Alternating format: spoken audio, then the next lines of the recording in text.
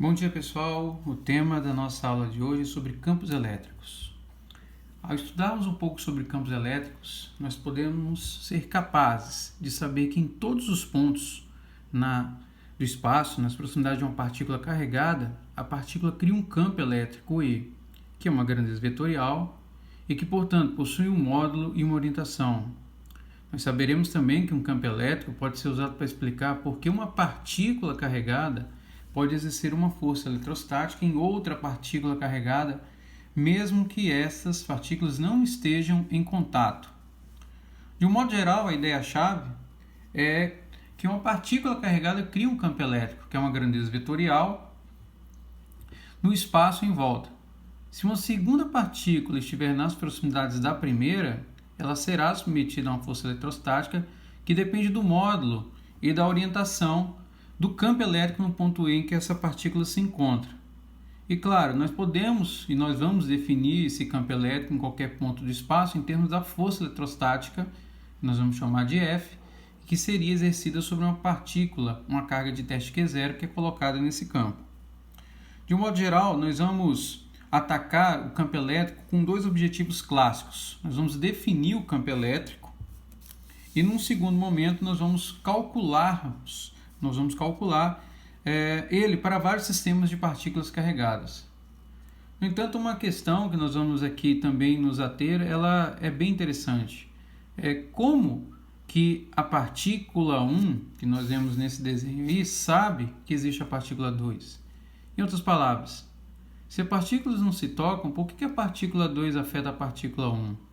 Como que a gente pode explicar o que constitui na realidade uma ação à distância, já que não existe uma ligação visível entre elas? O campo elétrico nos dará essa resposta. Ok? Bom, o que a gente pode definir de forma geral como campo elétrico? Ele consiste em uma distribuição, de vetores do campo elétrico E, um para cada ponto da região.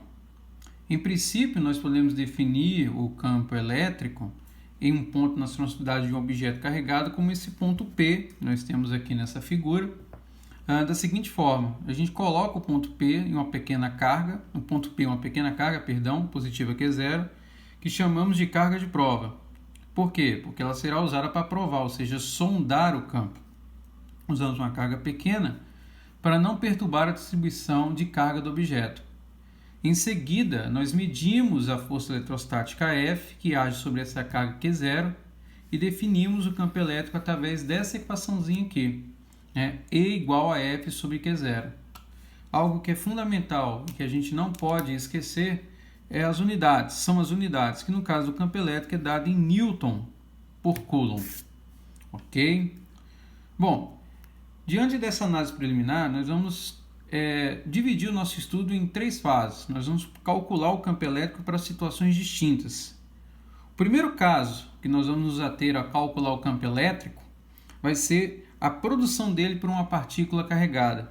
E em cima disso nós vamos montar alguns exemplos, dos quais nós faremos aí alguns cálculos, que não são cálculos complicados, mas que regem, a situação para cada caso em que o campo elétrico será calculado.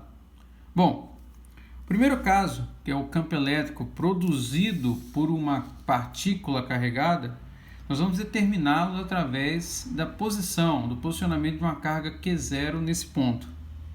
E aí, de acordo com a equação que nós definimos a seguir, nós vamos calcular o módulo da força eletrostática que age sobre a carga de prova, dado por essa equação, E igual a F sobre Q0, nós vemos aqui a seguir, como sendo a razão de Q sobre 4πε0 sobre R ao quadrado. Para essa equação, nós usamos a lei de Coulomb, onde vocês percebem aí que na sequência do cálculo eu fiz uma modificação, escrevendo 1 sobre 4πε0 como K. Esse K é conhecido basicamente como constante eletrostática de vácuo, que ela é um valor constante que é dado por 9 vezes 10 a nona Newton metro quadrado sobre Coulomb quadrado. Em algumas obras, em alguns livros didáticos, também é dado de uma outra maneira, nessa forma 1 sobre 4πε0, onde ε0 é uma constante, 8,854 vezes 10 a menos 12 farad por metro. é bom reiterar que essas constantes não há necessidade de decorá-las, elas serão fornecidas para qualquer cálculo que nós faremos. Ok. Se tivermos várias forças envolvidas, o que teremos aqui é basicamente o uso do princípio que nós chamamos de princípio da superposição. Ou seja, se em um ponto existem vários campos elétricos criados por várias partículas carregadas, podemos determinar o campo total colocando uma carga de prova positiva no ponto e calculando a força exercida individualmente pelas partículas, como a força F01 exercida pela partícula 1. Ou seja, a partícula 1 exerce uma força sobre a partícula Q0. Assim como a partícula 2 exerce uma força sobre a partícula 0. Sobre a partícula 3 exerce uma força sobre a partícula 0. Ok? Bom, para calcular o campo, basta aplicar a equação e somarmos vetorialmente essas forças, como nós veremos a seguir. Esse princípio da superposição ele pode ser muito bem usado para resolver o primeiro dos exemplos que nós temos aí a seguir. Então, vamos lá, vamos calcular o campo elétrico produzido por 3 partículas carregadas. Então, a figura mostra 3 partículas de cargas Q1 mais 2Q, Q2 menos 2Q e Q3 menos 4Q, todas situadas a uma distância d da origem. O que é que nós queremos?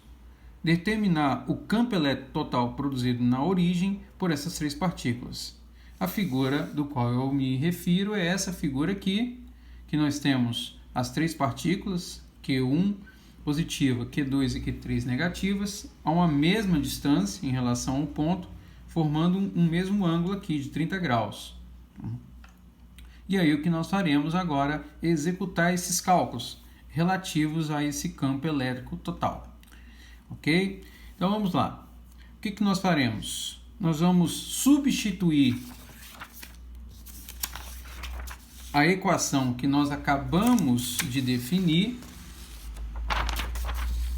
para calcular a somatória dos campos em E1, E2, E3. Então o que eu faço? Eu vou pegar a partícula Q1 que tem carga 2Q e substituir, calcular. A partícula Q2 que tem carga menos 2Q, substituir, calcular. E a carga Q3 que tem menos partícula 4Q e calcular. Ressaltar sempre algo importante, eu estou calculando o módulo. Então, por isso, os 3 campos são positivos. Ok? Bom, dessa representação, o que nós podemos observar? E aí a próxima figura ela nos dá uma orientação bem interessante. Nós vamos somar as 2 partículas E1 e E2, porque são partículas que possuem sinais opostos, então elas acabam sendo atraídas. Então o vetor soma é o vetor de soma E1 mais E2. E ao observarmos o que acontece com o vetor E3, o que a gente observa? Que a soma de E1 e E2 é, em termos modulares, a mesma soma de E3, certo? E aí o que eu faço para poder resolver esse problema? Nós vamos executar uma decomposição do vetor E3. E aí por que eu vou fazer isso? Se nós observarmos essa figura aqui a seguir, ao decompormos ele E3 em componentes EX, componente EY, em EY, as componentes elas vão se anular, percebem? Que a projeção de E1 mais E2 aqui no eixo Y e a projeção de E3 no eixo Y, elas possuem o mesmo módulo, têm a mesma direção, porém os sentidos são opostos, logo elas se anular. Agora, ao contrário, em EX não, elas têm o mesmo módulo, mesma direção e mesmo sentido. E aí, o que eu faço? Eu vou decompor. Em relação ao que eu observo na minha figura aqui, é necessário a representação em um cosseno, que nada mais é que a razão entre o cateto adjacente sobre a hipotenusa. Por isso, o cosseno de 30 graus é constituído como E3x sobre E3. E daí, na sequência, a equação E fica escrito como 2E3x igual a 2 vezes E3 cosseno de 30 graus. Daí eu venho, substituo o cosseno de 30 graus calculado numa calculadora por 0,866 e aí, executando multiplicações simples, chego a esse resultado. sempre ressaltar, esse 2 que eu tenho aqui é porque eu estou somando as contribuições de quem? De E3 e da soma de E1 mais E2, porque eles não têm o mesmo módulo. Ok, ao somar as duas contribuições eu tenho, na verdade, a multiplicação de 2 por E3x. E chego a esse resultado de 6,93K sobre D quadrado.